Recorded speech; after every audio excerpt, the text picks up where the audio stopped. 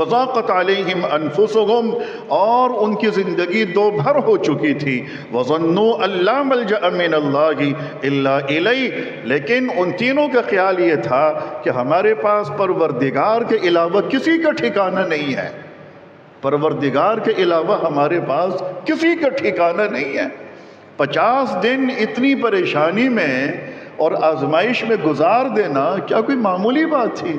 کیا یہ کوئی آسان معاملہ تھا؟ صحابہ کرام نبی کریم صلی اللہ علیہ وسلم کی خفگی اور ناراضگی پر اتنے پریشان ہو جاتے تھے، صحابی یہاں سے آ رہا ہے، اللہ کے رسول کو سلام کر رہے ہیں، جواب نہیں آ رہا، رسول اللہ نے چہرہ موڑ لیا، صحابی پلٹ کر یہاں سے آ گئے، وہ یہاں سے سلام کرنے، رسول اللہ نے پھر چہرہ موڑ لیا، صحابی پلٹ کے وہاں سے آ گئے کہ چلو کسی طرف سے تو ہمیں جواب ملے۔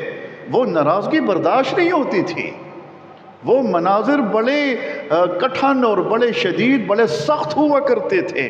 تو 50 دن رسول اللہ اور اللہ تعالیٰ کی ناراضگی کو مول لینا، یہ کیا ان تینوں صحابہ کرام کے لیے کوئی معمولی صدمہ تھا؟ یہ بہت بڑا صدمہ تھا۔ لیکن ایک دن گزرنے کے بعد، 5 دن گزرنے کے بعد، 10 روز گزرنے کے بعد کسی ایک کے بھی جی میں یہ خیال نہیں آیا کہ 10 دن گزر گئے اور کچھ نہیں ہو رہا، چلو ہم اپنی پٹری بدل لیتے ہیں، ہم اپنا راستہ بدل لیتے ہیں۔ 20 دن گزر گئے، چلو اب ہم اپنا راستہ بدل لیتے ہیں، کب تک انتظار کرتے رہیں گے؟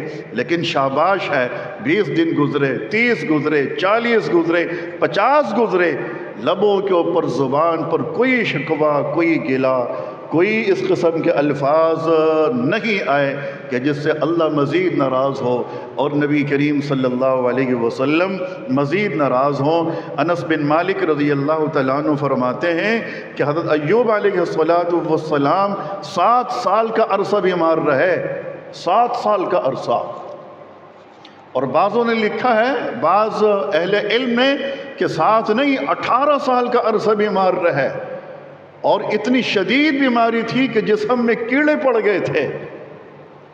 لیکن کیا انہوں نے اپنی پٹری بدلی، راستہ بدلا، اللہ تعالیٰ سے رخ موڑا؟ کبھی اس بات کو ذرا سا سوچا؟ نہیں سوچا۔ تو ہم لوگ کیوں سوچتے ہیں؟ ہم کیوں سوچتے ہیں؟ کیا ہم ان نبیوں کی اولاد نہیں ہیں؟ کیا یہ سارے ہمارے نبی نہیں تھے؟ ہم تو حضرت ایوب کو بھی ماننے والے ہیں، حضرت موسیٰ کو بھی ماننے والے، حضرت عیسیٰ کو بھی ماننے والے، حضرت یونس علیہ الصلوات والتسلیمات، ہم تو سارے نبیوں کو ماننے والے ہیں۔ لا نفرق بین احد منہم، کوئی تفریق نہیں، کوئی امتیاز نہیں، ہم سب کو ماننے والے ہیں۔ تو یہ ماننا صرف ایمانی اعتبار سے ماننا ہے، یا اس کے تقاضے بھی ہیں کہ ان انبیاء کی وہ تعلیمات، ان کی وہ عادتیں، ان کا وہ مزاج، ہمارے مزاج بننا شروع ہو جائے؟ وہ 7 سال کا عرصہ انتظار کر رہے ہیں، 18 سال کا عرصہ انتظار کر رہے ہیں، کوئی گلہ نہیں پروردگار سے، کوئی شکوہ، کوئی شکایت نہیں۔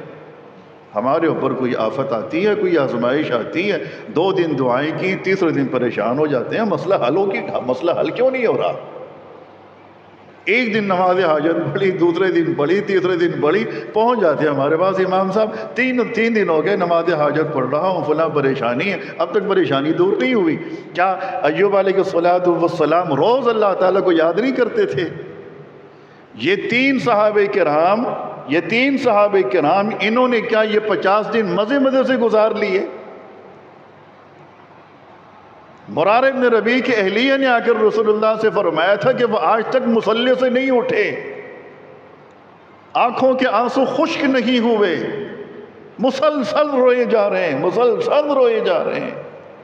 تو اس لیے کل بھی میں نے یہ بات عرض کی تھی کہ عبادات میں، دعاؤں میں، ان چیزوں میں بڑی سنجیدگی کے ساتھ اللہ تعالیٰ کو یاد کیا جاتا ہے، اور یہ سودے بازی والا تعلق پروردگار سے نہیں رکھا جاتا۔